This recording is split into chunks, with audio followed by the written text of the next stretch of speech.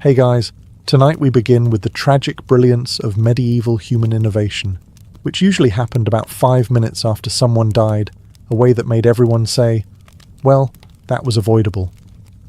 So before you get comfortable, take a moment to like the video and subscribe, but only if you genuinely enjoy what I do here. And let me know in the comments where you're tuning in from and what time it is for you. It's always fascinating to see who's joining us from around the world. Now dim the lights, maybe turn on a fan for that soft background hum, and let's ease into tonight's journey together. The medieval moat, that glorious muddy ring of death surrounding castles across Europe. It looked intimidating, it sounded strategic, and it killed far more friends than enemies. In theory, the moat's purpose was to stop invaders. In practice, it stopped servants, cooks, and intoxicated knights who couldn't tell left from oops. Chronicles, or at least castle gossip with a quill, record a tragic number of accidental entries. That was the polite term for Geoffrey fell in again. Servants fetching water at night, children chasing ducks, and knights stumbling home from banquets in full armour, all met the same wet, undignified fate. You haven't truly lived until you've seen a man in 60 pounds of steel try to dog paddle. Swimming wasn't exactly common in the Middle Ages. If you could afford to bathe once a month, you were already suspicious. So when someone fell into the moat, the odds of survival were roughly equal to winning a jousting tournament blindfolded. The rescue method usually involved shouting, pointing, and eventually lighting another candle for the dearly departed. Over time, castle architects realized they might be killing more of their own people than invading armies. Thus began the first wave of safety features. Ropes were strung across bridges, railings were installed, and some castles even stationed guards near the water. Although, statistically, the guards were the next ones in. And the water itself? Not the sparkling blue ditch you see in fantasy paintings. Medieval moats were dumping grounds for sewage, dead animals, and whatever the kitchen staff didn't want to carry uphill. Falling in wasn't just fatal. It was a one-way ticket to becoming part of the plumbing. Yet the moat stayed. It looked impressive, sounded defensive, and smelled like bad decisions. Lords bragged about their deep, deadly moats the way modern homeowners brag about pools, conveniently ignoring the drownings. So yes, the moat was technically a safety feature, just not for the people who built it. It kept enemies out, friends in, and the castle's mortician permanently employed. In the early Middle Ages, helmets were optional, like seatbelts or common sense. The logic went something like this. If God wants me alive, he'll stop the sword. Spoiler, he didn't. Battlefields were essentially giant Darwin experiments. Knights galloped into combat with uncovered heads, swinging swords, and praying for divine aim. It worked great until someone's skull met a mace, and suddenly, theology became neurology. That's when someone, likely while scraping Geoffrey off the battlefield, finally said, maybe we should put a lid on this. The first helmets were basic. Metal bowls hammered into shape by blacksmiths who had zero medical training but plenty of enthusiasm. These early brain buckets offered minimal protection and maximum claustrophobia. Breathing was a luxury, and the field of vision was roughly equivalent to wearing a mailbox. Still, they caught on, because nothing sells innovation like trauma. Over time, helmets got fancy. Visors, crests, nose guards, everything except comfort. Crusaders wore them in desert heat, which was brave considering the inside temperature often reached slow roast.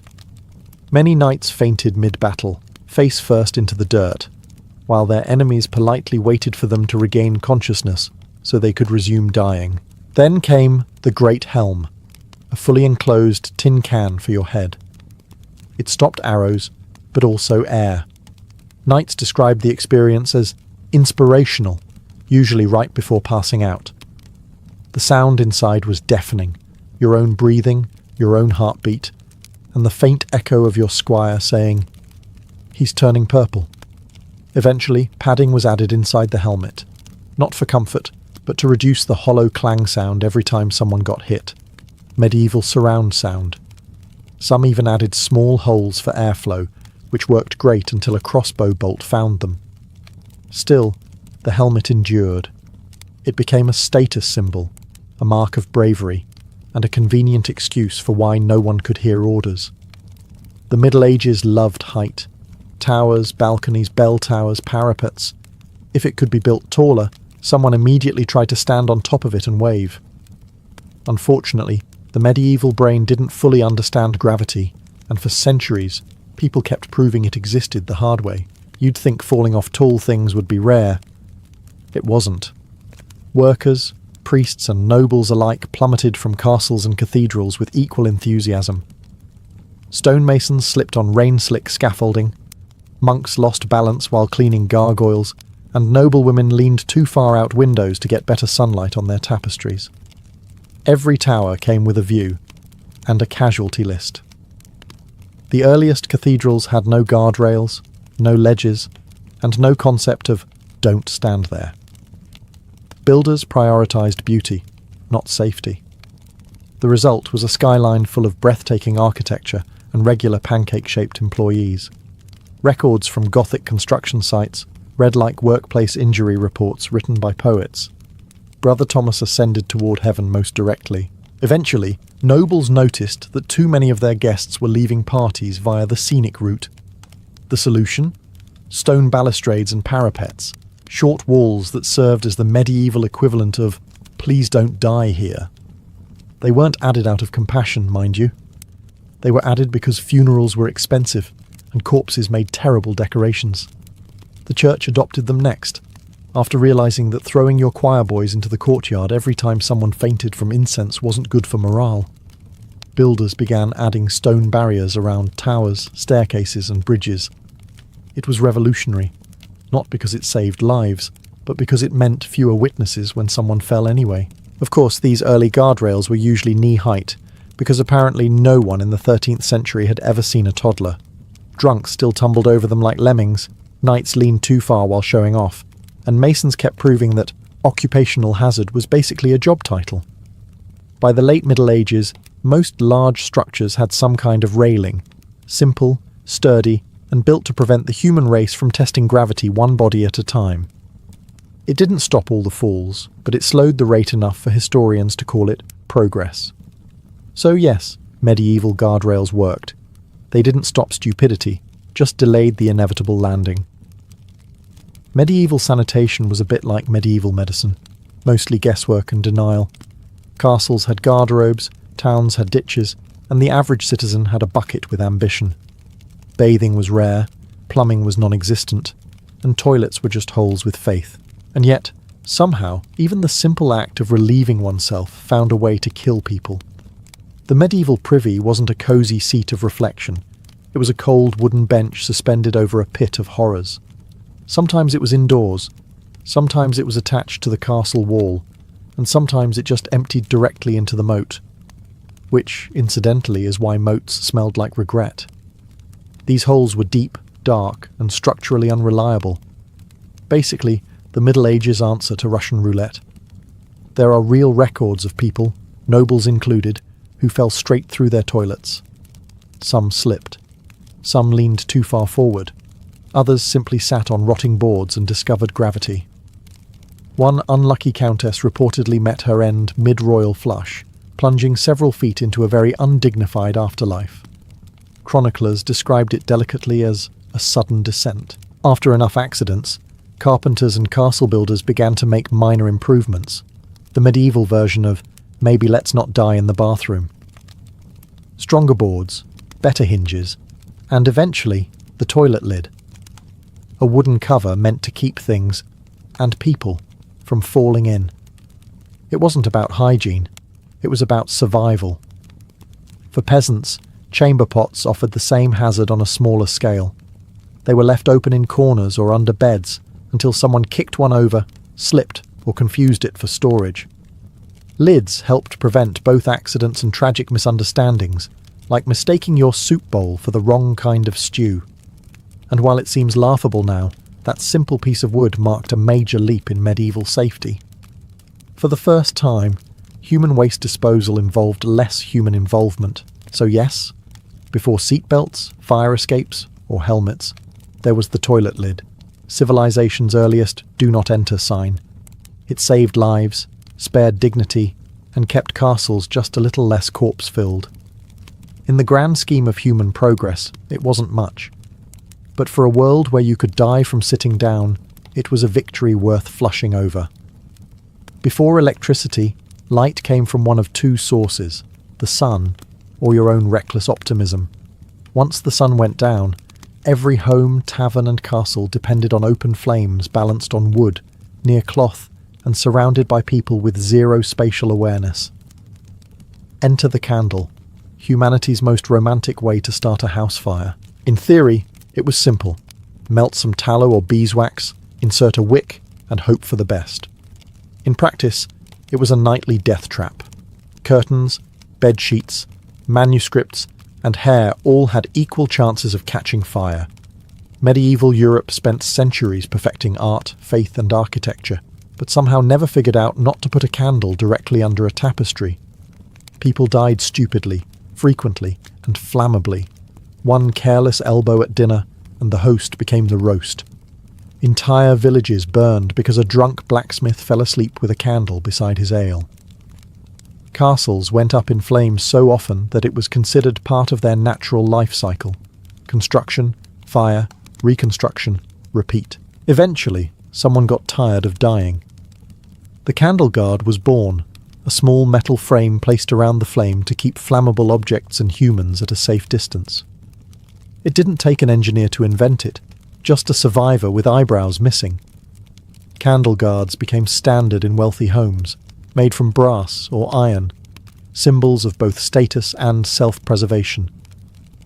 The poor, however, couldn't afford such luxuries. Peasant families used open tallow candles, which dripped, smoked, and smelled like despair. Fires were so common that local laws began regulating them. No candle shall burn unattended, which is medieval for "Stop burning your house down, Gerald." Even monasteries weren't immune. Monks, who spent their lives surrounded by flammable parchment, used hundreds of candles to copy manuscripts, a profession that required steady hands and prayer that your robe didn't brush the flame. By the late Middle Ages, metal lanterns, glass holders, and hanging lamps appeared, small victories against humanity's favourite pastime, accidental self-immolation. So yes, the candle guard was one of the earliest true safety innovations. It didn't stop stupidity, it just gave it a 4-inch metal buffer zone. And considering how often people still burn themselves with scented candles today, maybe we haven't evolved all that much. If there's one thing the Middle Ages excelled at, besides plague and creative torture, it was burning things down by accident. Chief among the arsonists were the cooks. Medieval kitchens were chaos incarnate. Picture this: open hearths the size of small cars, boiling cauldrons, meat turning on spits, and apprentices running around with knives, grease, and no understanding of physics. The average kitchen fire wasn't an if, it was a when. The first problem was ventilation. There wasn't any. Kitchens filled with smoke thick enough to pickle your lungs, while sparks danced into thatched roofs like little arsonist fairies. The second problem was alcohol. Cooks drank. A lot. And nothing pairs better with flammable oil than a tipsy medieval man holding a torch. It's estimated that kitchen fires were the leading cause of castle reconstruction. Chroniclers would write things like, "The Lord's Hall was consumed by flames, origin unknown." Translation: someone dropped a pig into the fire pit and didn't admit it. Eventually, the nobility decided enough was enough, mostly because their favourite castles kept burning down. Thus was born the medieval firewall, a very literal solution. Builders began constructing kitchen walls from stone instead of wood, and, revolutionary idea, moving them outside the main building. If you visit old castles today, you'll notice the kitchens are often detached, sometimes across a courtyard or in a separate annex. That wasn't architectural flair. That was centuries of culinary carnage condensed into one design choice. Keep the fire away from the important people. Large estates even introduced water barrels and sand buckets, early firefighting tech, though usually ignored until the furniture was already glowing. In monasteries, special fire watchers were assigned, which sounds noble until you realise their entire job was to stand there and yell, "It's on fire again!" Of course, the cooks didn't take this as an insult. Being moved outdoors just meant they could drink louder. So yes, the medieval firewall was genius in its simplicity. Put the flammable maniacs in their own building and hope for the best. It didn't eliminate kitchen fires, but it did make them someone else's problem. And that, in medieval engineering terms, counts as success. In the medieval mind, thunderstorms weren't weather. They were divine commentary. If lightning struck your barn, it wasn't bad luck. It was God's Yelp review of your sins. Naturally, the church decided to get involved. By the 13th century, priests had developed a bold new plan. If thunder and lightning were signs of the devil, then ringing church bells during a storm would scare him away. It made sense in that distinctly medieval way, where every idea sounds smart until someone bursts into flames. Bell towers were tall, made of stone, and equipped with long metal ropes leading straight down to the bell ringer's hands, essentially a medieval lightning rod with a volunteer attached. So whenever a storm rolled in, priests would yell, "Quick, ring the bells!" And somewhere, a poor bell ringer would take one for the team. Records show it didn't end well. Between the 15th and 18th centuries, hundreds of bell towers were struck by lightning, killing bell ringers mid-prayer. Villagers took this as proof the devil was getting angrier. Historians take it as proof that electricity doesn't care about job titles. The church eventually noticed the pattern. Every time someone tried to fight lightning with bells, lightning won. Some towns outlawed the practice, others doubled down. France even had a saying, "Celui qui sonne, sonne sa mort." Translation: he who rings, rings his death. Very poetic, very French. Finally, in the mid-17th century, Benjamin Franklin invented the lightning rod, proving you could redirect God's fury with a stick and some metal wiring. The church initially denounced it as heresy, until they realised it actually worked. Then they quietly installed them everywhere. Still, the damage had been done. For centuries, church towers remained blackened monuments to medieval optimism. Lightning didn't care about faith, prayers, or choral harmonies. It just loved a good target. And so, the bell towers became the unintentional testing grounds for early electrical theory, long before anyone knew what electrical theory was. It's hard not to admire the faith, but harder still, not to picture St. Peter sighing at the gates saying, "Another bell ringer? Let me guess, thunderstorm." If medieval Europe had a national pastime, it wasn't jousting, crusading, or even plague survival. It was drinking until something caught fire. Taverns were the social heart of every village, places to gossip, gamble, and lose several teeth over disagreements that began with, "You looked at my sheep funny. The problem?"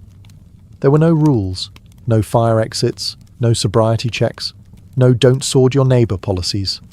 A medieval tavern was equal parts pub, fight club, and health hazard. The floors were sticky, the ceilings were low, and the air was 60% smoke and 40% regret. Beer was safer than water, because water could kill you, but beer just made you think you were invincible. The average ale was weak by modern standards, but people drank it constantly. Breakfast? Ale. Lunch? Ale. Dinner? Still ale. After that much barley juice, accidents weren't just possible, they were destiny. The stories are endless. Patrons falling into fireplaces mid-song, sword fights erupting over spilled drinks. One chronicler even mentioned a monk who, attempted to bless the keg, fell within and drowned piously. Medieval bartenders didn't cut you off. They just stepped aside and let natural selection handle it. Eventually, innkeepers got tired of scrubbing blood off the benches and started writing actual rules. No weapons on the table. No fighting after curfew. No sleeping in the fireplace. These weren't suggestions. They were hard-won lessons, written by men who'd spent years watching patrons burst into flames like candle wax. Some taverns installed sand buckets near the hearth, primitive fire safety measures that were mostly ignored. Others banned torches indoors, though that didn't stop drunk travellers from waving them around while shouting, "More light!" before proving why that was a bad idea. By the 14th century, even city governments got involved. In London, taverns were required to close by 9 p.m, not to maintain public order, but because the later people stayed, the higher the odds someone would lose an ear. Knighthood was supposed to be glamorous. Shining armour, noble quests, damsels fainting from admiration. What the paintings don't show is that under that glorious steel shell, the average knight was slowly cooking to death. Medieval armour was a marvel of craftsmanship and a disaster for human biology. The full plate suit was heavy, expensive, and about as breathable as a bread oven. Underneath all that metal, temperatures could rise high enough to poach a man's dignity before the enemy even arrived. Originally, knights wore armour directly over their tunics, a bold decision that quickly resulted in rashes, bruises, and what medical texts politely described as chafing of heroic proportions. You could tell a veteran by the way he walked, not from battle scars, but from thighs that had seen friction wars of their own. Eventually, someone had a revolutionary idea. Padding. A quilted undergarment called a gambeson was introduced, stuffed with wool, linen, or whatever scraps were available. It cushioned blows, absorbed sweat, and gave knights the illusion of comfort. It also trapped heat like a portable sauna. In summer campaigns, soldiers fainted mid-battle, collapsing into elegant heaps of dehydration and regret. Chroniclers loved to romanticize it. The valiant knight fell, overcome by the sun. Translation: he passed out like an overheated rotisserie chicken. Still, padding was essential. Without it, armour rubbed skin raw and left bruises deep enough to be classified as modern art. Knights who skipped it often regretted it after their first battle, or their first mile of walking. Metal got hot, cold, dented, and occasionally stuck.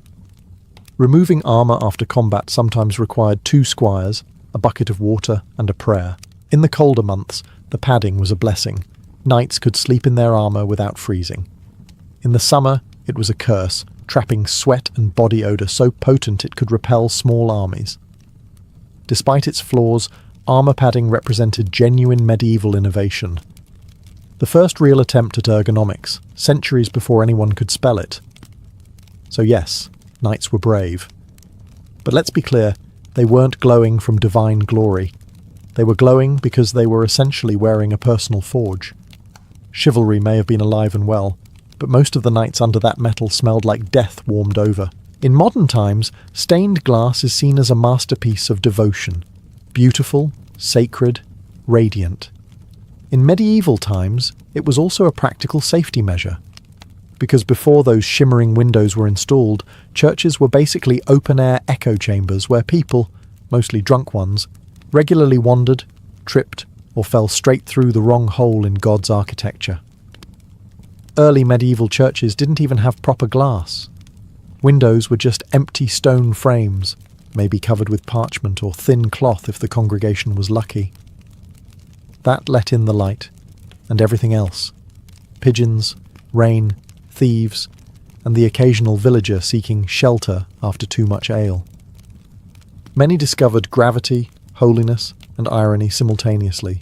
Then, sometime in the 10th century, glass-making improved, and churches realised they could use it for more than just decoration. Coloured glass wasn't just symbolic, it was practical.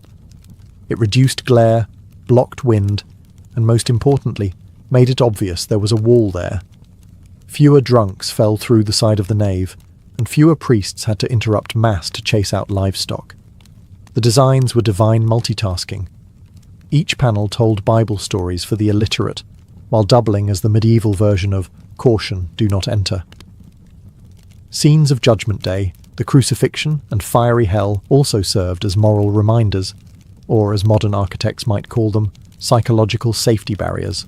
But stained glass wasn't foolproof. Glass was fragile, and medieval cities were rowdy. Between flying stones, bored children, and archers who missed their targets, replacing panes was a full-time job. Some parishes even hired glaziers, specialists whose entire livelihood depended on humanity's inability to aim. For the clergy, though, these windows were a win-win. They made the church safer and holier. The colourful light pouring through them created an atmosphere of awe, or mild confusion, for peasants who'd never seen anything brighter than a candle flame. To them, it wasn't safety glass, it was divine technology. So yes, stained glass was art, scripture, and accident prevention all in one. It kept out birds, sinners, and blunt objects. And for the countless villagers who mistook church walls for shortcuts on their way home from the tavern, it was the difference between divine enlightenment and divine impalement. The village well was the medieval equivalent of the town Wi-Fi. Everyone used it, everyone needed it, and everyone gathered around it to gossip. Unfortunately, it was also a gaping hole in the ground filled with water and zero safety measures, which, as it turns out, is a deadly combination for any species that walks upright and gets distracted easily. Medieval wells came in two types, open and deadly. There were no warning signs, fences or lids, just a deep shaft lined with stone and a bucket tied to a rope. During the day, people fetched water. At night, people fetched whoever fell in. Children, drunks and livestock were the usual victims. A few chroniclers mention nobles too, which must have been quite a sight. His lordship, once of high standing, now of considerable depth. Wells were essential, but cursed. They provided clean water, when they weren't being contaminated by exactly the things that kept falling into them. Every now and then, villagers noticed the water tasting a bit strange, which was medieval code for, "There's a goat in it again." Eventually, someone had a revolutionary idea: covers. Simple wooden lids or stone slabs placed across the opening to keep out the curious, the careless, and the clumsy. Sometimes they even added hinged tops, turning the deadly pit into something almost civilized. It wasn't just about sanitation, it was about self-preservation. The first covered wells saved lives, and reduced the number of funerals that started with, "He leaned too far." Towns soon realized it was cheaper to build lids than to keep digging new holes every time the old one turned into a grave. In cities like London and Paris, public wells were covered with wooden frames, sometimes even locked at night, the medieval version of a password-protected network. Of course, these lids weren't perfect. Wood rotted, hinges broke, and people being people, someone always left it open. But statistically speaking, they made a difference. So yes, the covered well was one of the great unsung safety features of the Middle Ages, protecting humanity from its two greatest enemies, gravity and curiosity. It didn't stop people from falling into other holes, but hey, you can't fix everything in 1 century. When you think of medieval curfews, you might imagine strict law enforcement or government control. In reality, they existed for a much simpler reason. Too many people were dying stupidly after dark. You see, medieval cities at night were death traps. No streetlights, no sidewalks, no sense of direction. Just pitch-black alleys, open ditches, stray dogs, and the occasional rat the size of a loaf of bread. Combine that with cheap ale and bad depth perception, and you've got yourself a public health crisis. So, city officials introduced curfews, not out of concern for morality, but because it was exhausting to fish citizens out of wells and sewers every morning. When the bell rang at sunset, that was your cue. Go home, bolt the door, and pray the guy with the torch outside knew what he was doing. The word curfew itself comes from the old French couvre-feu, meaning cover fire. Because open flames and wooden cities didn't mix well, everyone was required to extinguish their hearths at night. Failure to comply often ended with your neighbourhood joining the scenic pile of ash collection. Of course, the average citizen didn't take the curfew seriously.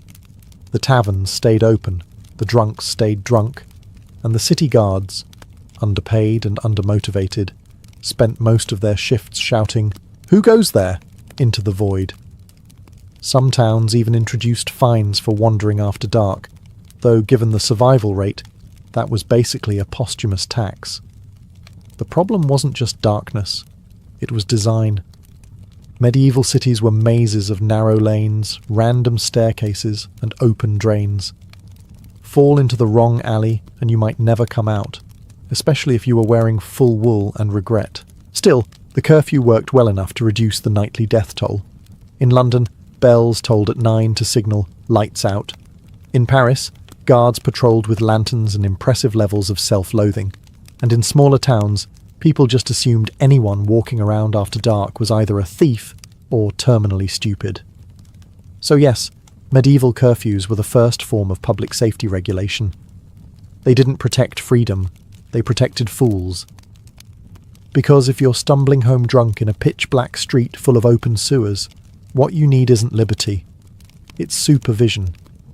If you've ever seen a plague doctor and thought, that looks like a man auditioning for a horror film, you're not wrong. But in the Middle Ages, that terrifying outfit was considered cutting-edge medical technology, which tells you a lot about how medicine was going. When the Black Death arrived in the 14th century, nobody understood germs. People blamed bad smells, divine wrath, or foreigners. The medieval holy trinity of scapegoats. Physicians, desperate to survive their patients, decided the solution was to look like death itself. The result was the plague doctor costume. A long waxed coat, leather gloves, boots, and the iconic beaked mask. Inside that beak was a mix of herbs, spices, and dried flowers.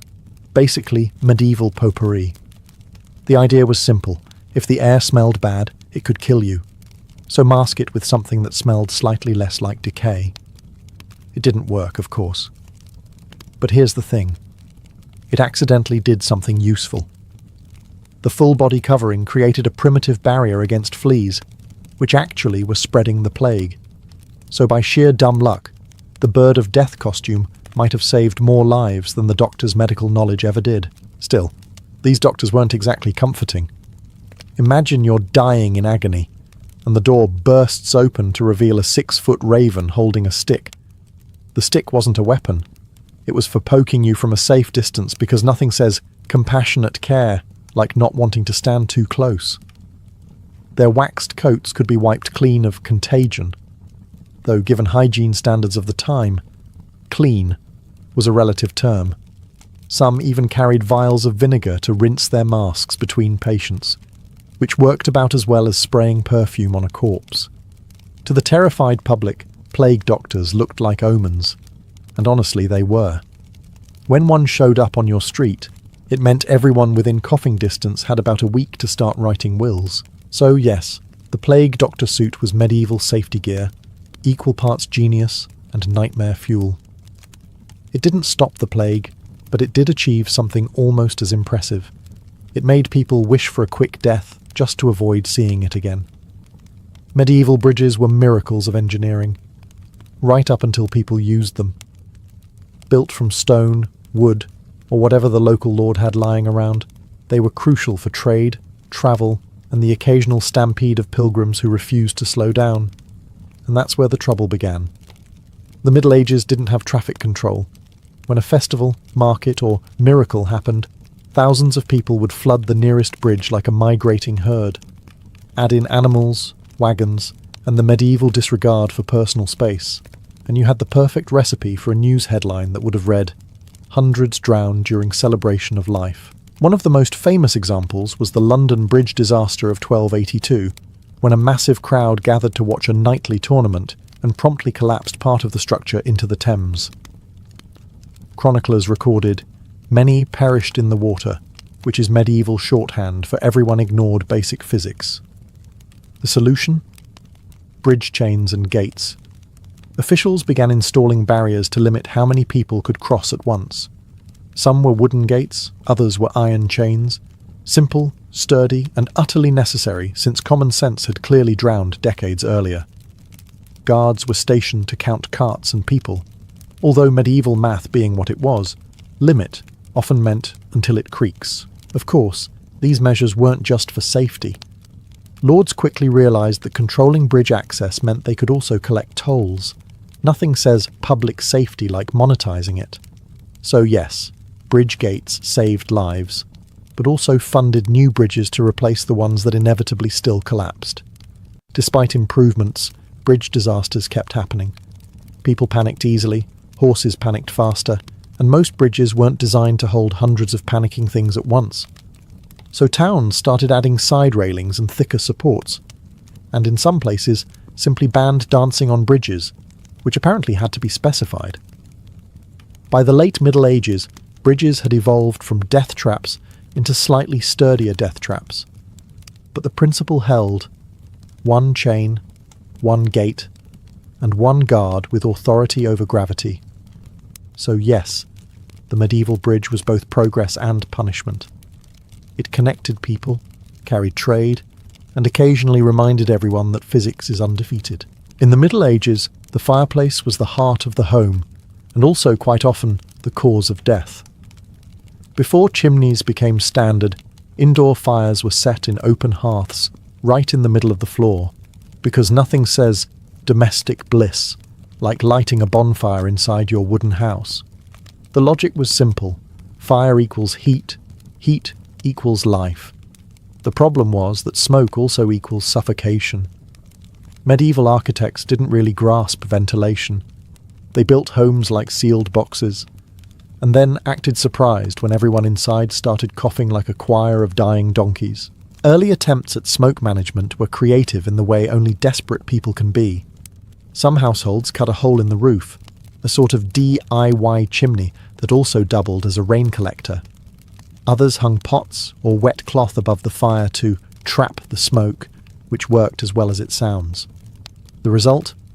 Blackened walls, asphyxiated residents, and neighbours wondering why the Joneses hadn't moved in days. Finally, someone had a revolutionary idea: the fireplace hood. A simple funnel-like structure built above the fire, designed to guide smoke up and out instead of directly into everyone's lungs. It wasn't perfect, but it was progress. It allowed homes to keep warm without accidentally recreating the atmosphere of Mordor. Wealthier homes and castles soon adopted them, often building grand stone hoods that became early ancestors of the chimney. For peasants, though, the technology took a little longer. And by a little, we mean several centuries. In the meantime, most simply lived with the constant haze, because oxygen was overrated and soot was free. Even with the invention of proper chimneys, accidents continued. Birds built nests in the flues, trapping smoke until the entire room turned into a medieval gas chamber. Chimney sweeps became an actual profession, though professional might be a stretch when your job involves crawling into a burning hole for a few coins and no dental plan. Still, the fireplace hood marked one of the great unsung leaps in safety, saving lives, reducing lung damage, and making the Middle Ages just a little less smoky. Medieval convents were supposed to be places of purity, where women withdrew from the world to live for God alone. But if you stepped quietly through the cloisters at night, you might have heard something very different from prayer. Laughter, whispers, the creak of forbidden footsteps. Because beneath the pious surface of medieval monastic life, something far more human was often stirring. Many of these women had never wanted to be there in the first place. Daughters of nobles were routinely donated to the church, not out of divine calling, but to save on dowries or protect family inheritance. Some were sent to atone for their father's sins, others because they had no husband or too many opinions. To the outside world, they were brides of Christ. But to many inside, they were prisoners dressed in linen and bound by vows they never chose. In the beginning, the rules were strict. Silence at meals, fasting, long hours of prayer. Yet human nature is stubborn. The walls that kept men out couldn't keep temptation in. The smallest gestures, a letter slipped through the grating, a song hummed in Latin with suggestive undertones, became tiny rebellions. And soon, rebellion grew bolder. There were nuns who brewed wine and smuggled it past abbesses, others who met local priests or travellers in the garden cloisters. Some even disguised themselves and sneaked into nearby villages during feast days. The church turned a blind eye, at least until rumours became scandals. Chroniclers of the time, mostly male monks, were both shocked and fascinated. They wrote of immodest behaviour, of sisters corrupted by fleshly desires. Some reports spoke of secret pregnancies and infants mysteriously buried in monastery gardens. Others mentioned visions, nuns claiming to see angels or Christ himself in moments of ecstatic trance. Historians still debate how many of these were genuine religious experiences, and how many were attempts to mask forbidden passion behind a veil of mysticism.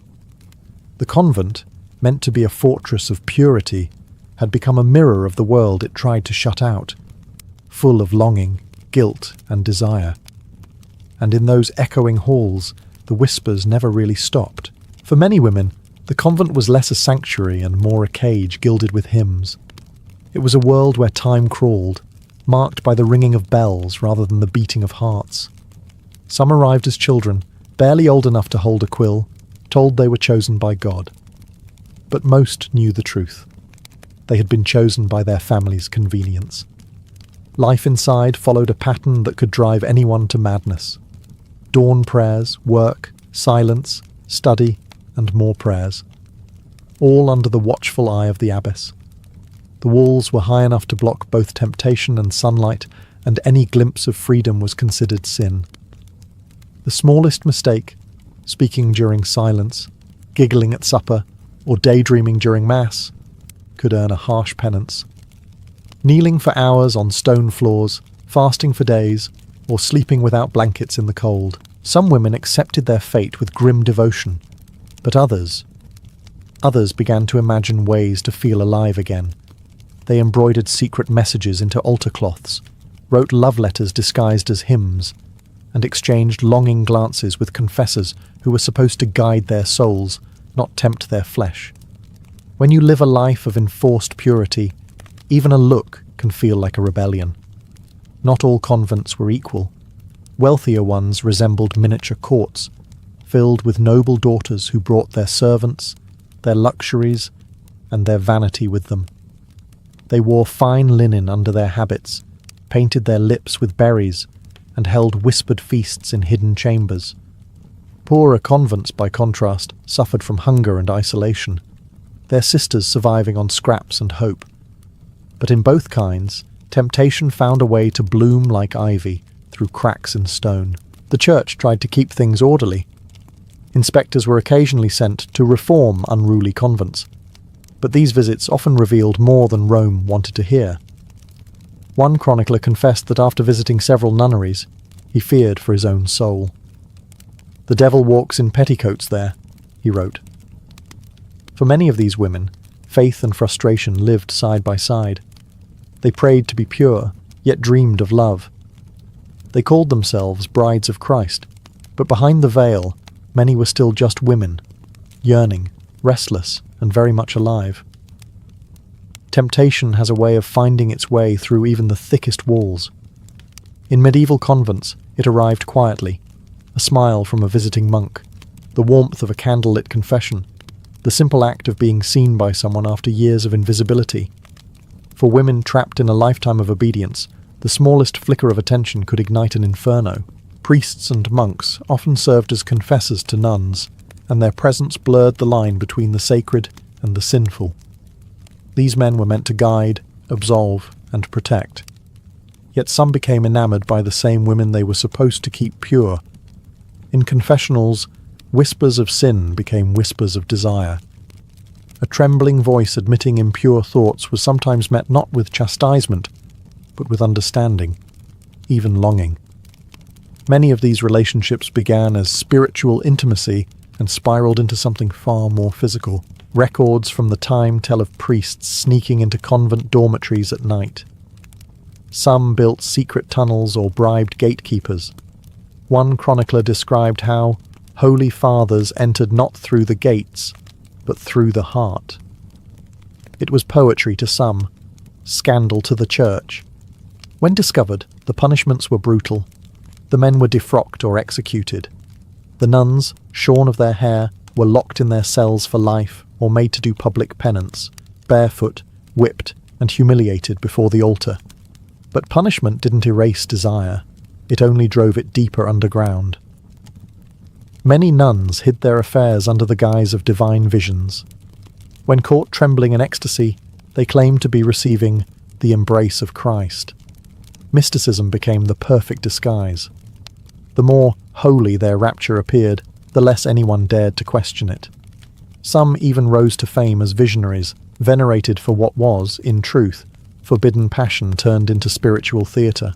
The convent was now a strange paradox, a place where love was both condemned and sanctified, depending on how cleverly it was hidden.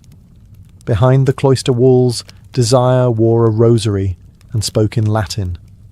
And while the world outside imagined the nuns praying in perfect devotion, the truth was far more human and far more dangerous.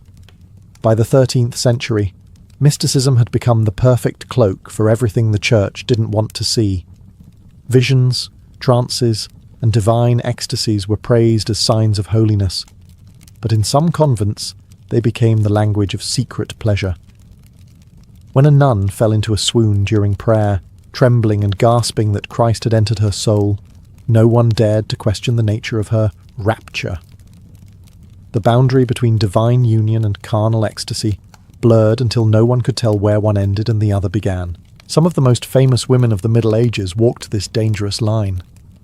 Take Sister Agnes of Montepulciano, who claimed angels carried her into the arms of Christ nightly, or the mysterious Sister Benedetta Carlini, whose visions in the 17th century were later revealed to be love affairs disguised as miracles. But long before Benedetta, the pattern was well established. When desire became too dangerous to express, it wore the mask of divinity.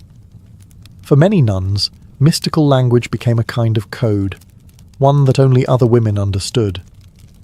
"My beloved pierced me with his flame," one wrote in her diary, describing what sounded suspiciously less like theology and more like passion. Another spoke of sweet wounds of divine fire, a poetic veil for forbidden touch. These women weren't necessarily liars or heretics. They were trapped souls finding the only language available to describe longing.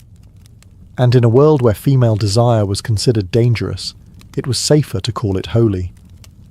The Church itself encouraged such expressions, at least at first. A woman lost in rapture made for excellent propaganda, proof that even the weakest vessels could feel divine grace. But once these visions turned too sensual, too uncontrollable, the tone shifted. Bishops grew suspicious. Priests recorded unseemly behaviours during ecstatic states. Convents were raided, journals burned, and nuns accused of consorting with demons rather than angels. And yet the veil of ecstasy endured. Behind closed doors, it gave women a way to reclaim their bodies, even if only in metaphor. In a world ruled by men, the mystic's trance was the one form of rebellion that looked like devotion. And for many, it was the only freedom they'd ever know. Where there is desire, there are consequences. And in the cloistered world of medieval convents, those consequences were impossible to hide forever. Behind the chants and incense, some sisters carried more than secrets. They carried life itself. The archives of medieval Europe whisper of pregnancies concealed beneath heavy habits, of infants smuggled out through convent kitchens or buried beneath herb gardens where only the moon bore witness. It was not as rare as the Church wanted people to believe. In many regions, France, Italy, Germany, bishops conducted investigations after rumours of unholy births. One report from 1320 described a convent where several sisters had fallen, and one produced a child by a travelling friar. The abbess, desperate to preserve the convent's reputation, claimed the infant was miraculously conceived, a holy child sent by divine will. The bishop was unconvinced. The baby vanished by nightfall. Love affairs between nuns and priests were especially dangerous because they struck at the core of church authority. These were people who had taken sacred vows, betraying not only their God, but their entire community. Yet the human heart has little regard for vows. In letters later discovered hidden behind altar panels, nuns wrote of love that defied sin. "I have known the touch of heaven, and it was yours." For them, such passion wasn't wicked. It was salvation, but discovery was ruin. When a nun's pregnancy became visible, she faced lifelong imprisonment in a walled-up cell. Some were forced to carry their infants to term in secret and watch them taken away by strangers. The fathers, if they were priests or monks, often escaped with little more than reassignment or a private confession. These tragedies gave rise to rumours of ghostly cries echoing through convent corridors, the souls of infants who never saw daylight. It's impossible to separate truth from legend now. Many of these stories were spread by Protestant reformers centuries later to smear the Catholic Church. But even if some were exaggerated, the silence of official records says enough. Because where history refuses to speak, the earth remembers. And beneath the gardens of many forgotten convents, the soil still hides what the sisters could not confess. Some convents became infamous, whispered about in taverns and confessions alike, not for their holiness, but for the men who visited them. Certain abbots, bishops, and even local lords treated nunneries like private retreats, their walls offering both discretion and luxury. Donations flowed in exchange for special prayers, but everyone knew that some prayers came with wine, laughter, and locked doors. The church hierarchy was tangled in hypocrisy. Bishops would publicly condemn the moral decay of monasteries while maintaining their own secret mistresses, often nuns. In 12th century France, one such bishop was caught keeping a young sister as his spiritual companion. When confronted, he defended himself with absurd logic. Better a nun than a harlot. His superiors quietly transferred him to another diocese, while the woman disappeared from the records altogether. In England, certain convents were notorious for their hospitality. Visitors described them as places where holiness wore perfume. The abbess of one wealthy priory reportedly hosted evening feasts, where nobles and monks dined together behind drawn curtains. Music, laughter, and sometimes scandalous games followed. The church eventually intervened, not because of sin, but because such rumours drew public embarrassment. The abbess was replaced, though her guests simply found another door to knock on. Money, too, played its role. Noble families often showered convents with gold to secure salvation, or to keep certain secrets buried. A generous patron could guarantee silence if one of his indiscretions involved a sister within the cloister. The church, ever pragmatic, preferred a quiet bribe to a noisy scandal.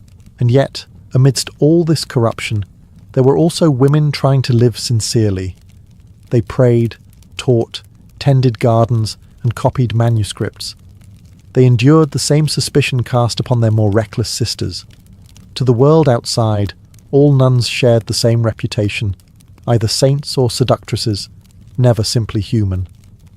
In truth, the convent was both heaven and hell, a place of devotion corrupted by desire, of isolation twisted into intimacy. The abbots who called these women brides of Christ treated them as property of men.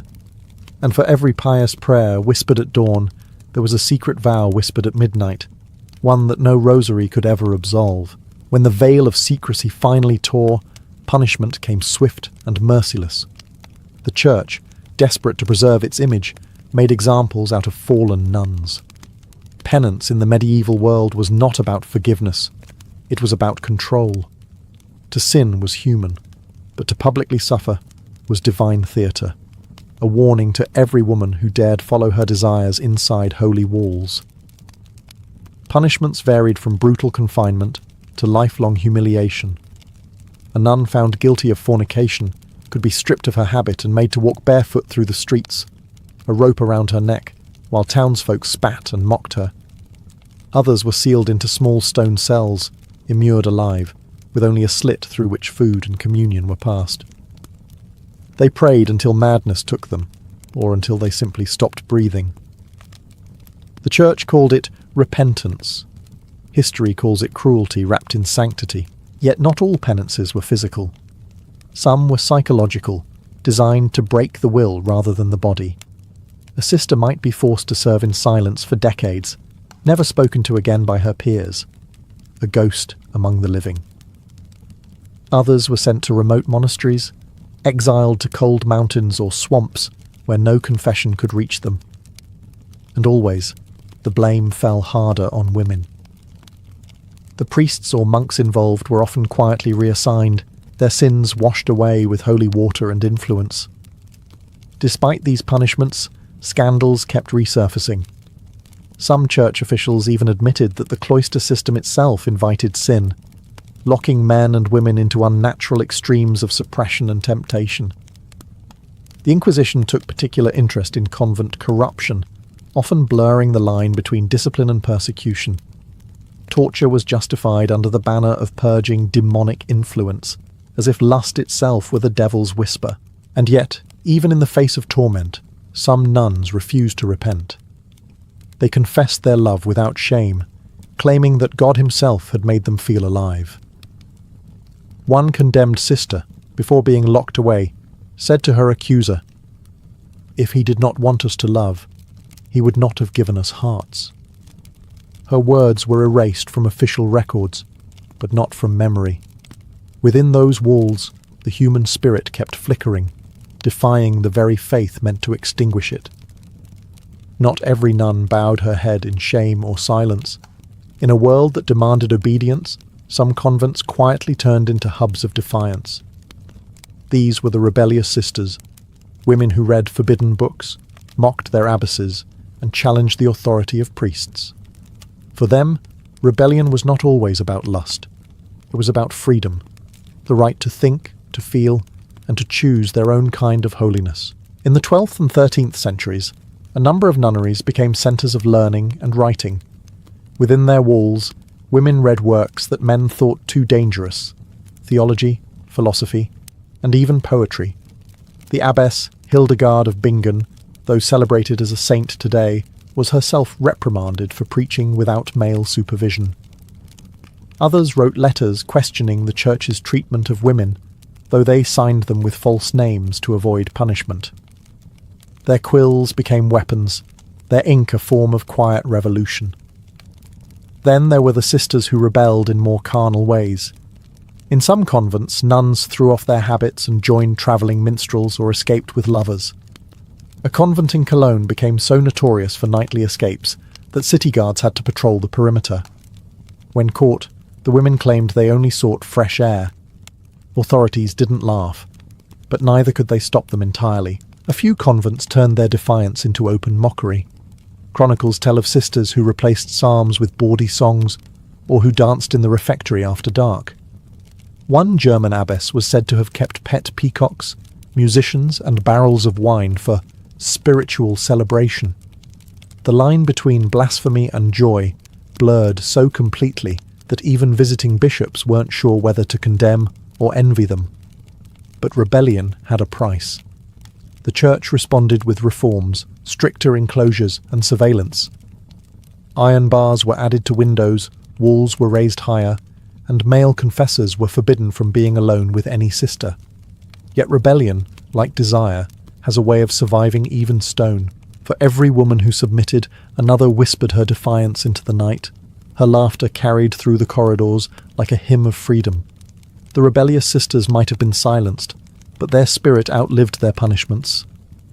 And in that quiet defiance, the first cracks in the Church's authority began to form. By the end of the Middle Ages, Europe's convents stood as paradoxes carved in stone, symbols of purity tainted by rumour, and sanctuaries that hid both saints and sinners. The scandals that once rocked the Church didn't erase these institutions. They reshaped them. Behind every veil was a story of faith, rebellion, punishment, and survival. And when the Renaissance dawned, the whispers that once trembled behind cloister doors spilled into books, satire, and art. Writers like Boccaccio, Chaucer, and later Voltaire turned the sinful nun into a cultural icon, the embodiment of hypocrisy and suppressed desire. Their tales may have exaggerated the truth, but they were built on centuries of real scandal. To the Church, these stories were slander. To historians, they were windows into human frailty. The nuns of old were no longer just brides of Christ.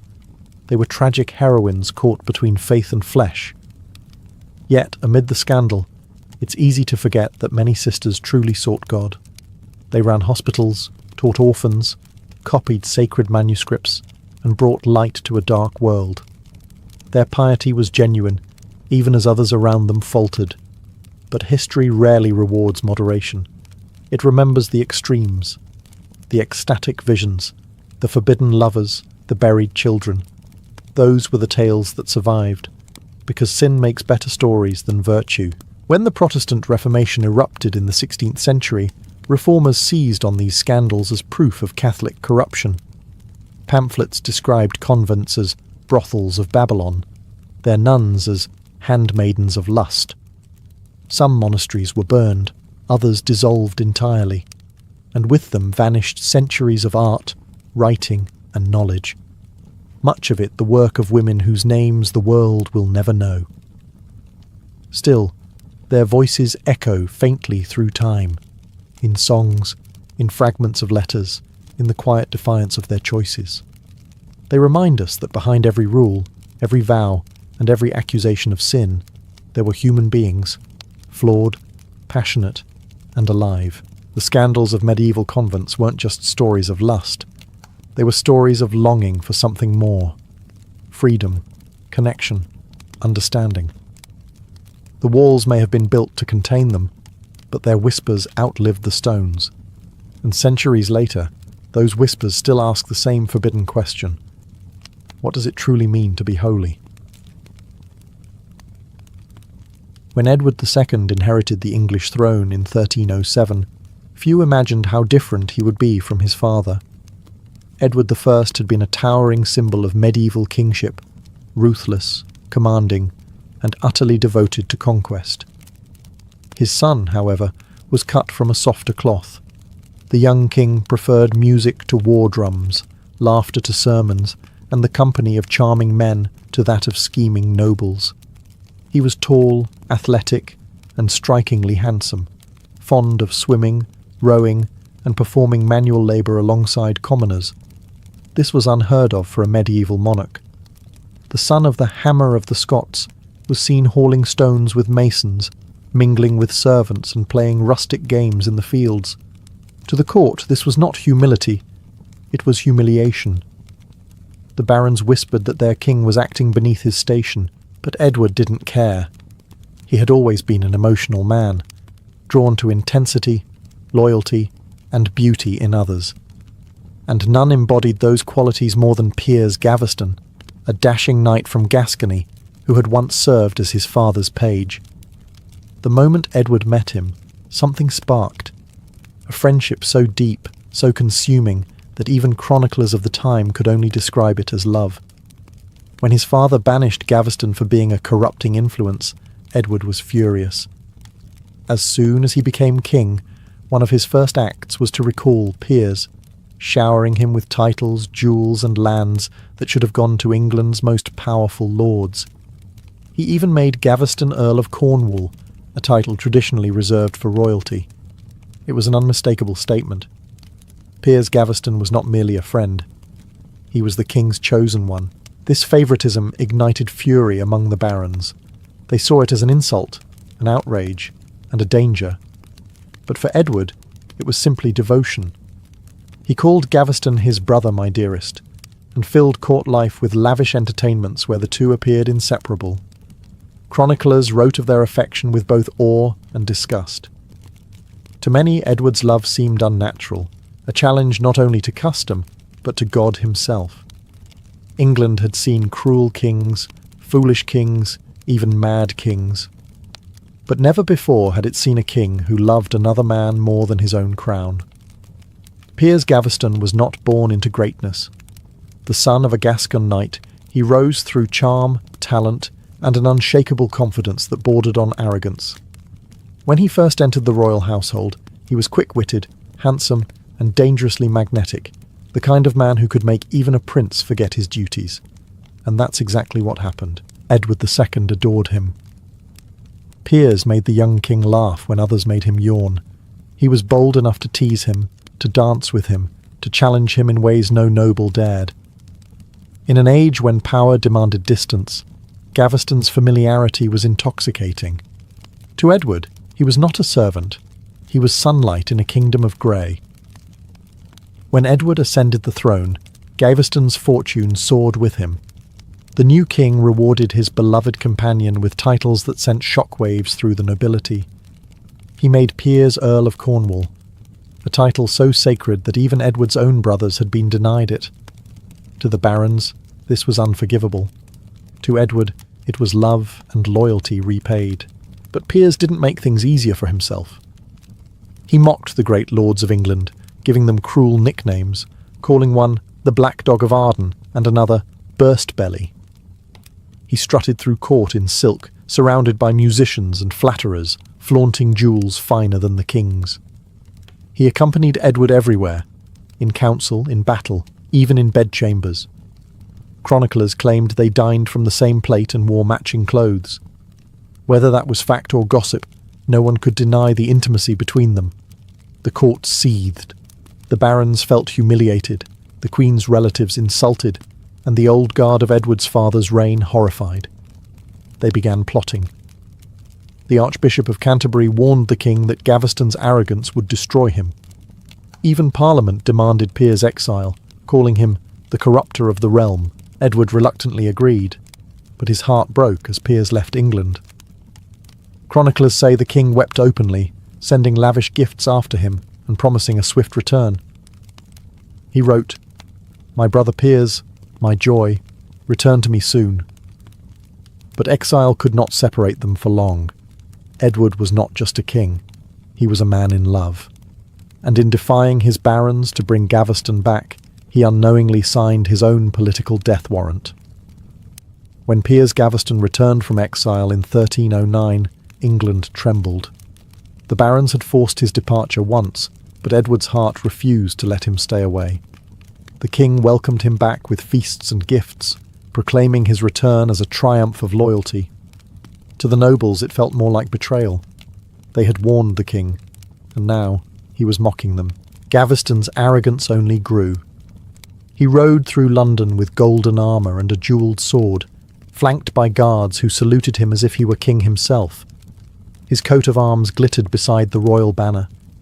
Even the coronation of Queen Isabella, Edward's new French bride, was overshadowed by his presence. Chroniclers claimed that while the Queen sat ignored, Edward's eyes never left Gaveston's face. The insult was impossible to forget. The barons, now united in outrage, swore to destroy him. They called themselves the Lords Ordainers, a coalition of England's most powerful men. They claimed to act for the good of the kingdom, but in truth, it was vengeance. They accused Gaveston of corrupting the king, draining the treasury and dividing the realm. Parliament exiled him again, this time threatening death should he return. But Edward defied them. Once more he recalled his beloved companion, hiding him in castles, protecting him with soldiers, and defying every demand for obedience. Love made Edward reckless, and his enemies took advantage. In 1312, while the king and Gaveston were travelling, the Earl of Lancaster and his allies struck. They captured the royal favourite near Scarborough and dragged him south in chains. Edward begged for mercy, sending letters, envoys, and promises. None of it mattered. The barons despised Gaveston too much to let him live. At Warwick Castle, without trial or pardon, Piers was condemned as a traitor. On a grey June morning, he was led to Blacklow Hill, mocked by soldiers who once bowed before him. There they ran him through with a sword and left his body to rot in the open air. When Edward heard the news, he fell into grief and fury so deep it frightened even his allies. Gaveston was gone, but in death he became legend. The king's obsession had cost him his greatest love, and soon it would cost him his crown. When Queen Isabella arrived in England as a young bride, she expected a royal husband, not a rival. The daughter of France's powerful King Philip IV, she had been raised to command respect. Yet her new husband, Edward II, barely looked at her. His gaze, his affection, and his loyalty all belonged to Piers Gaveston. During her coronation, Edward had seated Gaveston beside him in royal robes, while Isabella, the Queen of England, was treated like an afterthought. It was a humiliation she would never forgive. After Gaveston's death, Isabella played the part of the dutiful wife, comforting Edward through his grief. But inside she was watching, learning, and waiting. She saw how her husband clung to memories of his lost companion, how he alienated the nobility, and how his rule began to crumble. When he turned his affection toward a new favourite, Hugh Despenser the Younger, Isabella recognised the same dangerous pattern repeating. Despenser was ambitious, cunning, and far more ruthless than Gaveston had ever been. He used the king's affection to seize lands, wealth, and power. Nobles who opposed him were imprisoned or executed. Even Isabella's own lands were confiscated. England groaned under the weight of their greed. For the Queen, it was not just insult now, it was survival. In 1325, Edward sent Isabella to France to negotiate with her brother, the new French king. Once there, she refused to return. She declared that she would not return to my lord while that man, Despenser, stands beside him. Then she did something no medieval queen had ever dared. She gathered an army. With the help of English exiles and her rumoured lover, Roger Mortimer, she plotted the invasion of her own husband's kingdom. When Isabella landed in England in 1326, the nation turned against its king overnight. Nobles flocked to her banner. Towns opened their gates. Edward and Despenser fled in panic, their power dissolving in weeks. The Queen, who had once been humiliated, now led an army of vengeance, and she was coming for them both. By winter, Edward II, once the anointed King of England, was a fugitive. And beside Isabella rode Mortimer, the man who would help her finish what Gaveston's death had started. The autumn of 1326 turned England into a kingdom of betrayal. As Queen Isabella's forces advanced from the south, Edward II found himself abandoned by everyone he had ever trusted. Nobles defected, sheriffs opened their gates, and even the clergy blessed the Queen's rebellion. The once mighty king was reduced to a desperate wanderer, dragging his remaining followers, and Hugh Despenser the Younger, through rain-soaked countryside, searching for shelter in a land that no longer wanted him. Everywhere he went, doors closed. Even the Welsh marches, his supposed stronghold, turned against him. The chroniclers describe the king and Despenser disguised as monks, slipping from one abbey to another, hungry and terrified. But the hunt was relentless. The Queen's men tracked them across the coast, cutting off every path to escape. In November, they were finally cornered near Neath in South Wales. There, the king was betrayed by his own servants and captured without a fight. The fall of Hugh Despenser was far less merciful. Dragged in chains to Hereford, he faced Isabella's fury in full view of the people. They hated him more than anyone alive, the man who had corrupted their king, stolen their lands, and ruled through terror. His trial was a mockery, his sentence pure vengeance. He was hanged, cut down alive, castrated, and disemboweled before a jeering crowd. His body was quartered, his head nailed to London Bridge. Isabella and Mortimer watched from a platform, silent and satisfied. As for Edward, he was a prisoner now, not in name, but in truth. Stripped of his crown, he was taken to Kenilworth Castle, where Parliament formally deposed him. The once proud ruler sat in chains as the Archbishop declared his young son, Edward III, the new king. The crowd cheered. The deposed monarch wept. In theory, Isabella promised to keep her husband alive under honourable custody. In practice, few believed she intended mercy. Mortimer's power depended on Edward's silence, and Isabella's vengeance was not yet complete. England's most tragic king was now a ghost in his own realm, surrounded by guards loyal to his enemies, and somewhere deep within his cell, he must have wondered which would come first, forgiveness from his god or death from his wife. After his capture, Edward II was taken from one fortress to another. A fallen king passed between his captors like an inconvenient burden. Eventually, he was delivered to Berkeley Castle in Gloucestershire, a grim fortress surrounded by swamps and guarded by men loyal to Queen Isabella and her lover, Roger Mortimer. His fate was uncertain, but few doubted that death would soon follow. At first, the Queen claimed she wished to keep her husband in safety and comfort. Yet the reports that trickled out of Berkeley told a different story. Locals spoke of the king being kept in a cold, damp cell, denied proper food, and woken at night by guards hammering on the doors to prevent him from sleeping. Some claimed he was tormented by the sounds of trumpets and laughter outside, the mockery of those celebrating his downfall. Edward's spirit began to collapse. This was a man who had once ruled all England, now reduced to a ghost whispering prayers to guards who despised him. His only companions were memories of Gaveston's laughter, of youth and sunlight long gone. Letters from sympathisers were intercepted. Even attempts to free him were brutally crushed. The more his supporters plotted, the tighter his captor's grip became. In the summer of 1327, a rebellion briefly erupted in Wales, hoping to restore the deposed monarch. It failed, but it terrified Isabella and Mortimer. They feared Edward's continued existence might inspire a greater revolt. Soon after, a cryptic message was sent to Berkeley. Edward of Caernarfon must die without manner of violence. The meaning was clear. Kill him, but leave no mark of murder. What happened next would become one of history's most infamous mysteries. Chroniclers claimed that one September night, Edward was pinned beneath a mattress to muffle his screams, and a red-hot poker was inserted into his body to destroy him from within. A punishment both cruel and symbolic, meant to mock the king's rumoured passions. Others insist he was quietly strangled or starved. Whatever the truth, Edward II was dead by morning. His body, they said, bore no wounds, just a face twisted in agony. The castle's bells tolled softly that dawn, announcing not a royal death, but the silencing of England's most scandalous love. The official story was clear. Edward II died in September 1327 at Berkeley Castle.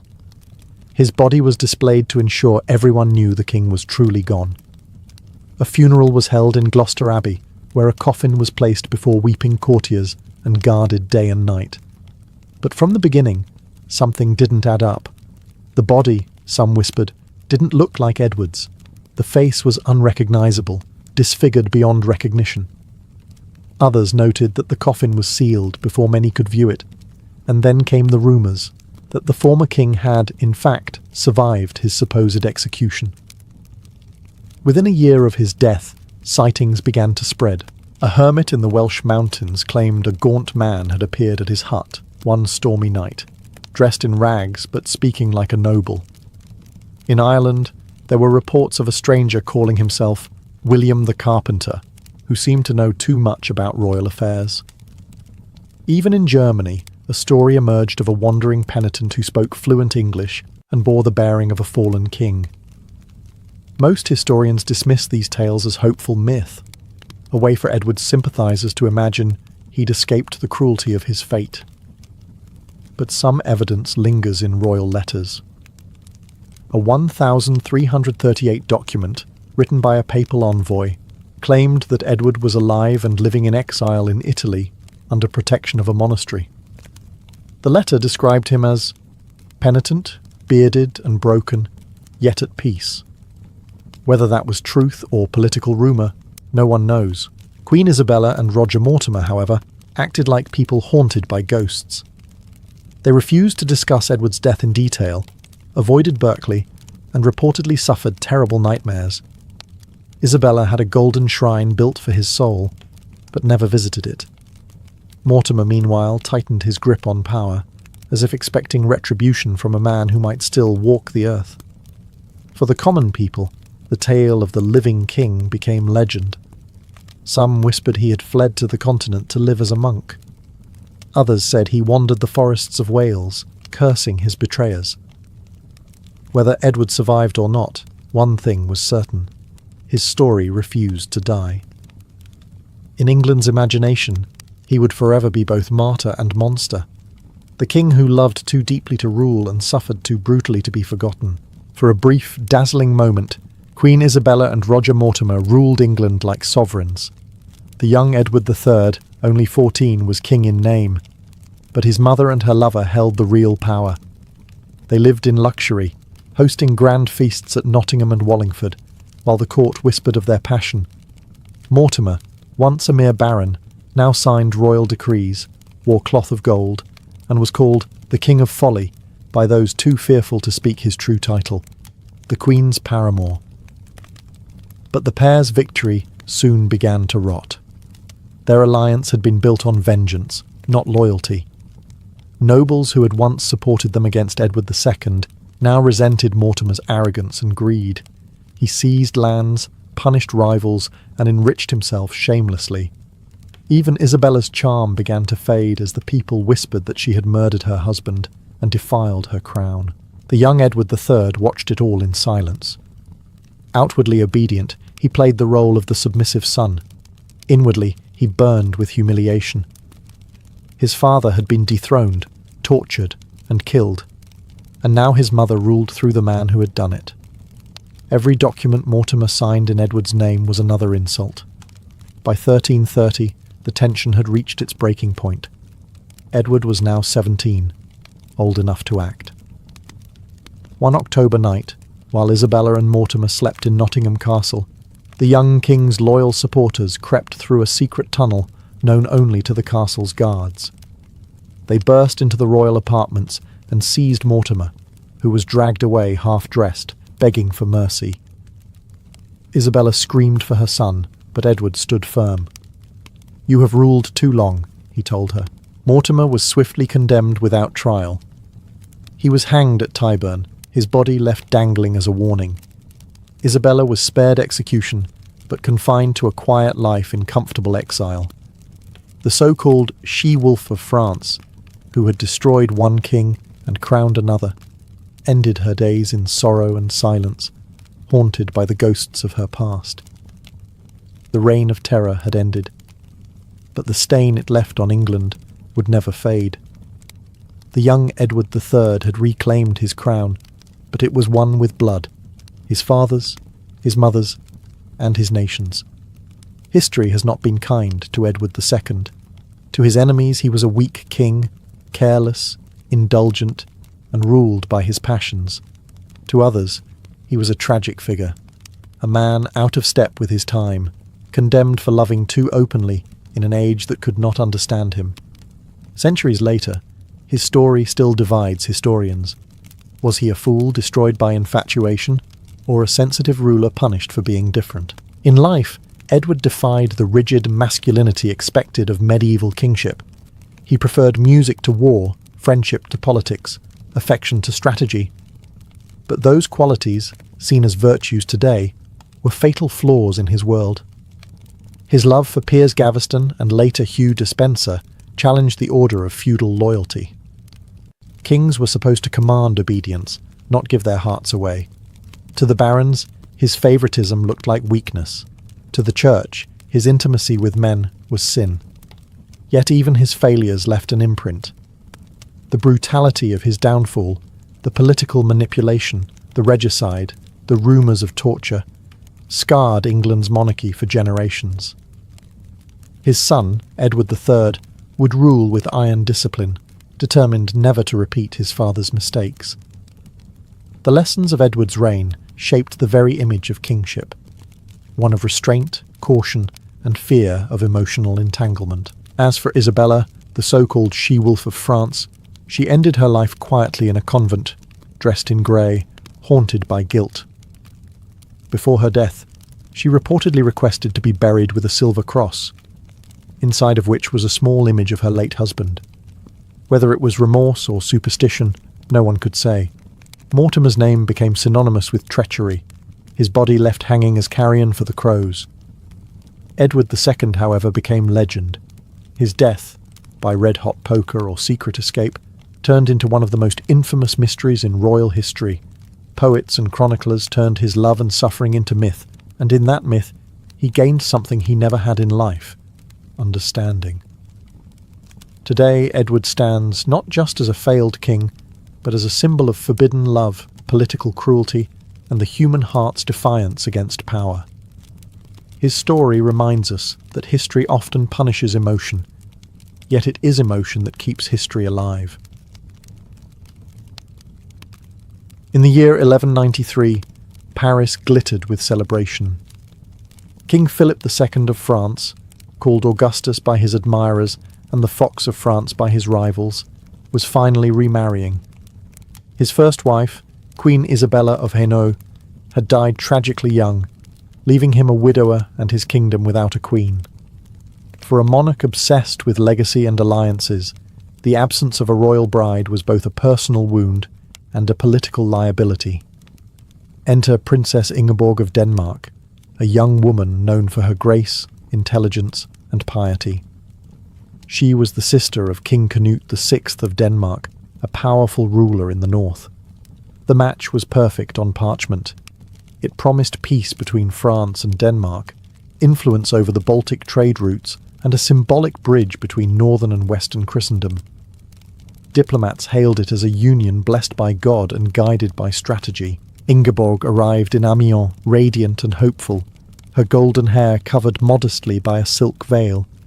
Chroniclers wrote that the wedding on August 14th was magnificent, the cathedral echoing with choirs, the nobles of France dressed in jewels and crimson robes. The king, in his early 30s, was every inch the warrior monarch, tall, handsome, and commanding. To all present, it seemed like the dawn of a glorious new partnership. But by the next morning, that illusion was shattered. The king who had seemed so smitten now refused to speak to his bride. Courtiers whispered that Philip had become pale and withdrawn, that he would not even look upon Ingeborg. Before the day was done, he summoned his bishops and declared the marriage invalid, claiming he had been bewitched, that something unnatural had occurred. Ingeborg, stunned and humiliated, wept before the altar, begging her husband to remember his vows. Philip turned away. The wedding feast was cancelled, the gifts withdrawn, and the young queen was locked away in a convent, her royal title stripped before she had even worn the crown. Europe was stunned. What could have happened on their wedding night to provoke such instant revulsion? Was it witchcraft, politics, or something far more personal? The scandal had begun, and it would haunt Philip for the rest of his reign. No one knows exactly what happened between King Philip II and Queen Ingeborg on the night of their wedding, but by dawn, something had gone terribly wrong. The grand cathedral bells that had pealed in joy now rang with confusion, and servants whispered of strange events in the royal chambers. When courtiers came to greet the couple in the morning, the king's face was ashen. He refused to look at his bride, muttered orders in a trembling voice, and demanded that the bishops annul the marriage immediately. The reaction stunned everyone. The Archbishop of Reims, who had blessed their union less than 24 hours earlier, was speechless. The Danish ambassadors demanded to know what crime their princess had committed, but Philip gave no clear explanation. He claimed a grave impediment prevented the marriage, though what that impediment was, he would not say. Some said the king had discovered that Ingeborg's family was related to his own, making the marriage invalid under canon law. Others whispered of witchcraft, that Ingeborg had bewitched the king, clouding his mind and body. Whatever the cause, Philip's behaviour bordered on hysteria. Chroniclers describe him pacing, refusing food, and muttering that he was bound by evil. When priests advised him to take his wife back, he cursed them. Within days, Ingeborg was separated from the royal household and confined to a convent in Étampes. She was still legally the Queen of France, yet she was treated as a prisoner. Ingeborg's reaction was far more dignified. She wrote letters to her brother, King Canute VI of Denmark, describing her anguish and insisting the marriage had been lawful and consummated. "I am his wife before God," she declared, "and nothing but death will part us." Her words carried across Europe, stirring sympathy and outrage. The Danish court was furious. To them, the humiliation of their princess was an insult to the Danish crown. They demanded papal intervention. And so, from the very start, what might have been a private marital dispute between two people became an international scandal, one that would draw in kings, popes, and excommunications, and haunt the French throne for decades. King Philip II could not rest until his marriage to Queen Ingeborg was erased from existence. Within weeks of their disastrous wedding, he gathered a council of bishops in the city of Compiègne to declare the union void. The reasoning was laughably vague. A kinship too close for holy matrimony, the king claimed, but everyone knew it was a desperate excuse. The clergy, fearful of their monarch, agreed to dissolve the marriage, yet Ingeborg refused to accept it. From her confinement, she appealed directly to Rome. Her letter to Pope Celestine III was bold, even defiant. She accused Philip of lying before God and demanded her rightful place as queen. "I am joined to him by the law of heaven," she wrote. "No man may part what the Lord has joined." The Pope, intrigued and outraged, ordered an investigation. He ruled that the marriage was valid and commanded the king to take his wife back. But Philip ignored him completely. In a move that scandalized Europe, the king married again, this time to Agnes of Marania, a beautiful Bavarian noblewoman known for her gentleness and charm. The court adored her. The church did not. To marry while his first wife still lived and claimed him as her husband was a grave sin. The Pope excommunicated Philip, and the entire kingdom of France was placed under interdict, a terrifying punishment that suspended all church services, weddings, and burials. For 7 long months the bells of France were silent, yet Philip would not yield. He adored Agnes, calling her my true and blessed wife, while Ingeborg languished in isolation. He refused to even hear her name spoken. Chroniclers described him as obsessed, driven by something deeper than pride. Some said he was tormented by guilt. Others believed he was possessed by fear or disgust that only he understood. And still, Ingeborg endured.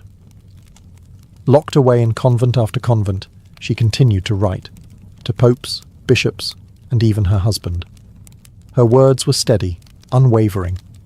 She forgave him, she prayed for him, and she insisted that she remained his lawful queen. While Philip fought to erase her, Ingeborg fought to remind the world she existed. The scandal was no longer a secret. All of Europe was watching, and the King of France was losing the war against his own marriage. By the turn of the 13th century, King Philip II's defiance had reached the ears of a new and far more formidable pope, Innocent III. Unlike his predecessors, Innocent was no passive mediator. He was a ruler in all but name, commanding armies of priests and wielding spiritual authority with the force of an empire. When word reached him that the King of France was living openly with a second wife, while his lawful queen languished in captivity, he was enraged. Innocent's letters to Philip were sharp and uncompromising. He reminded the king that no earthly crown could outweigh divine law. "You are not above God," he wrote, "nor beyond the reach of his justice." He gave Philip a clear ultimatum: release Ingeborg, dismiss Agnes of Marania, and restore the Queen of Denmark to her rightful place, or France would suffer. The king hesitated, torn between love and power. Agnes was gentle and loyal. Ingeborg, by now, was little more than a haunting memory. But Innocent III was not bluffing. In 1200, he imposed a new interdict over all France, the second in a decade. Churches were closed, bells were silenced, marriages were forbidden, and the dead were buried in unconsecrated ground. The people panicked. Merchants cursed the king for their losses. Peasants whispered that God had turned against France. Philip's barons began to rebel. Even his allies at court grew uneasy. It was one thing to defy a pope. It was another to invite divine wrath on an entire kingdom. Finally, under crushing political and spiritual pressure, Philip relented. He dismissed Agnes, who by then had borne him 2 children, and ordered that Ingeborg be freed from her confinement. But the reunion was icy. Chroniclers say that when Ingeborg was brought before him, the king trembled and muttered that he could not bear her presence. He treated her with contempt, refusing to share her chambers or acknowledge her as queen. Yet to the world, she was restored, a victory, at least on paper. Pope Innocent was satisfied. The interdict was lifted, the churches reopened, and France returned to grace.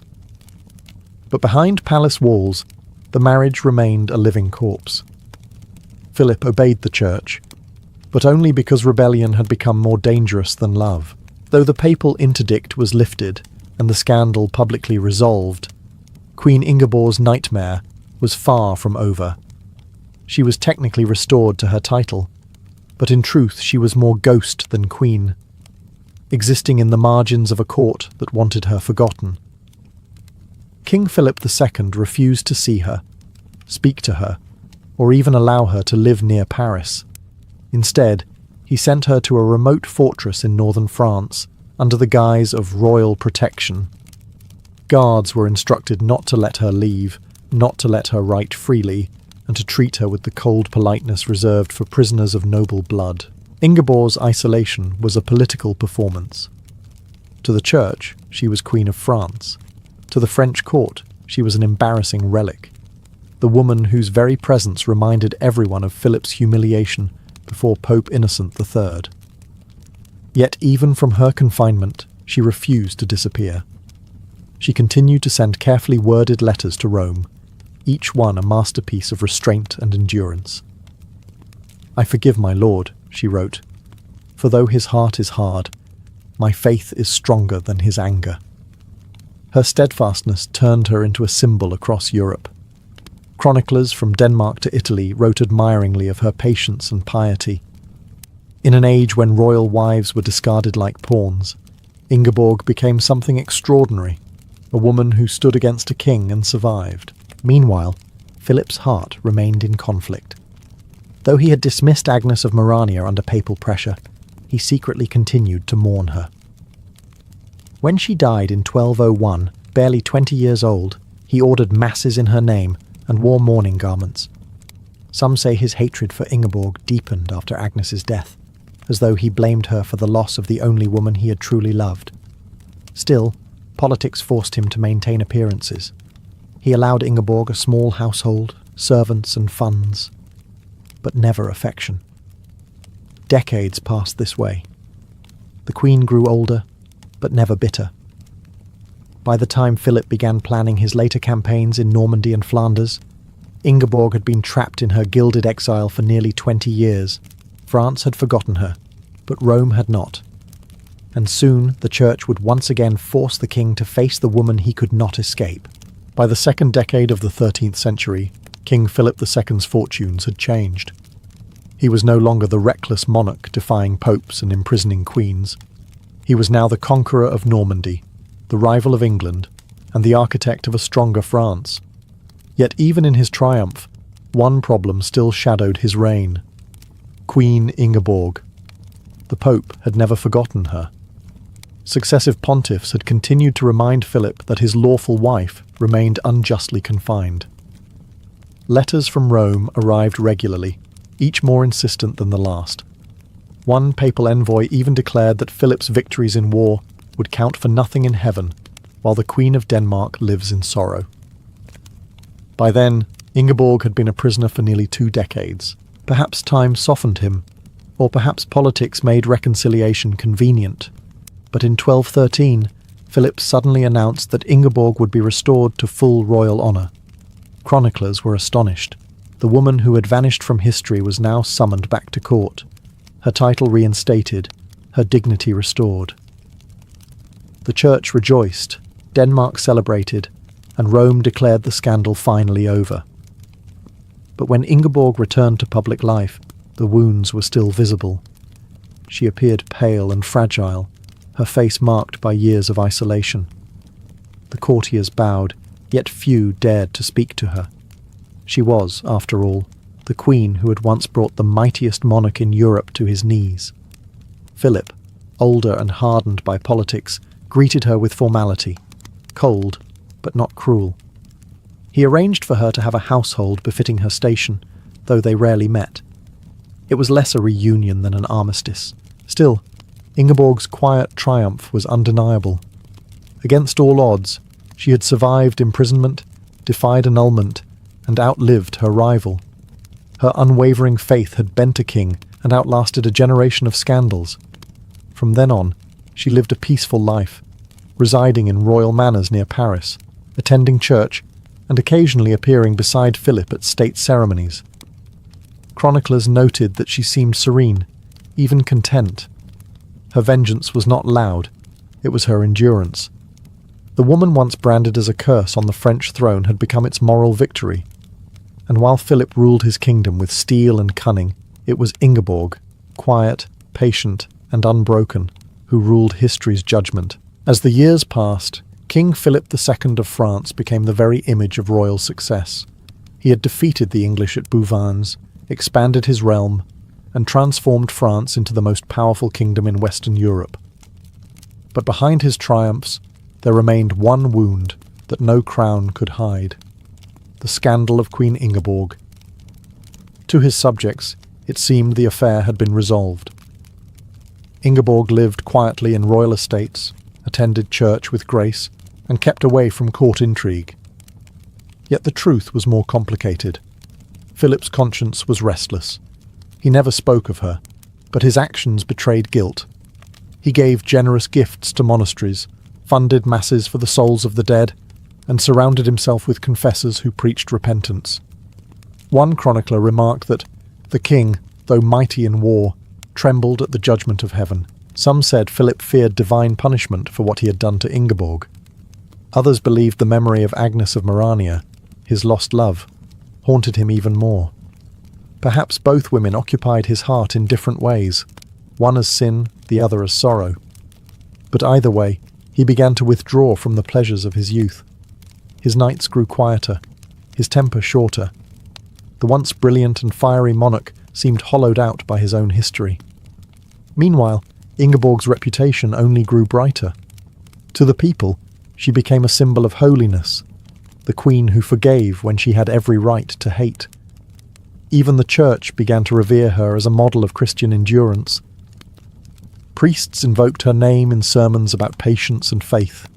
She had become, in a strange way, the moral mirror of the king himself. Philip's final years were marked by victories and regret. He built churches, endowed hospitals, and tried to make peace with Rome once and for all. When he died in 1223, the clergy praised him as Augustus the Great, but whispers persisted that he had died seeking forgiveness from the woman he had wronged. Queen Ingeborg did not attend his funeral, yet she prayed for his soul. For all the cruelty he had shown her, she remained constant in grace. History would remember him as a conqueror, but her as the woman who conquered his conscience. When King Philip II died in 1223, France mourned a monarch who had shaped its destiny, but the woman he had wronged most lived on. Queen Ingeborg, now in her 50s, had outlasted her husband, her rivals, and nearly every bishop who had once conspired against her. For the first time in 30 years, she was truly free. No longer shadowed by guards or confined by royal will, she withdrew to a quiet residence near Corbeil, not far from Paris. Though she held the title of Dowager Queen, she lived simply, spending her days in prayer, charity, and correspondence. The courtiers who visited her spoke of her calm dignity, the same serenity that had carried her through decades of isolation. Some said her eyes still held sadness, but not bitterness. She had learned to turn suffering into peace. Her stepson, King Louis VIII, treated her with genuine respect. Unlike his father, he acknowledged her publicly as Queen of France and ensured her lands and income were restored. Under his brief reign, and later under her stepson, Louis IX, the future Saint Louis, Ingeborg finally enjoyed the honour she had been denied for so long. The court that once called her cursed now spoke of her as blessed. She devoted her fortune to good works, founding churches, endowing monasteries, and aiding the poor. Those who met her described her as gentle yet formidable, a woman who had survived scandal, exile, and humiliation without losing her faith. Even the chroniclers who once pitied her now praised her. "No Queen of France," one wrote, "ever bore injustice with such patience or triumphed with such silence." Though Ingeborg rarely spoke of her past, she never renounced the vows she had made as a young bride. She considered herself Philip's true wife until death, and in her prayers she asked God to forgive him, not for her sake, but for the peace of his soul. By the time she passed away in 1237, She had lived almost half a century after that infamous wedding day. France had changed beyond recognition, yet her story still lingered, not as gossip now, but as legend. The woman whom a king had tried to erase became one of the most enduring figures of medieval endurance. The queen who outlasted cruelty, conquered shame, and in the end triumphed through faith. Centuries later, the strange marriage of King Philip II and Queen Ingeborg still echoes through history, part royal tragedy, part moral fable. What began as a diplomatic union meant to secure peace between France and Denmark became one of the most infamous scandals in medieval Europe. Chroniclers debated for generations what truly happened between them. What could have driven one of the most calculating monarchs of his age to reject his bride within a single day? Some said it was political, that Philip regretted binding himself to Denmark once the alliance lost its value. Others insisted it was personal, that he had been repulsed by Ingeborg's appearance, or that he was bewitched by another woman even before the wedding. But the most enduring theory was spiritual, that guilt, pride, and superstition had clouded the king's mind, convincing him that his marriage was cursed. Whatever the truth, it revealed a darker side of medieval kingship, where private desire could overturn divine law and shake the authority of popes. The Church never forgot the affair. Pope Innocent III's relentless defence of Ingeborg became a defining moment for papal power, proving that even the mightiest monarchs could be humbled by Rome. Historians later called it a quiet revolution in obedience, the day when kings learned they were not gods. For Denmark, Ingeborg became a national heroine. Her letters, preserved in archives, were studied as examples of piety and moral strength. For France, however, she remained an uncomfortable memory, the queen who refused to vanish. Even today, her name appears in chronicles alongside Joan of Arc and Blanche of Castile as one of the few medieval women who faced absolute power and survived with dignity. As for Philip, his legacy remains divided. To some, he is still Philip Augustus, the architect of modern France. To others, he is the tyrant who tried to discard a woman like a political inconvenience and was forced to repent by history itself. Ingeborg's story endures because it is more than a royal scandal. It is a parable about endurance, faith, and justice. In a world ruled by kings, she reminded Christendom that even the crown bowed before conscience. And though centuries have passed, her quiet defiance still whispers through time. Truth, no matter how small, outlives the mighty who try to silence it.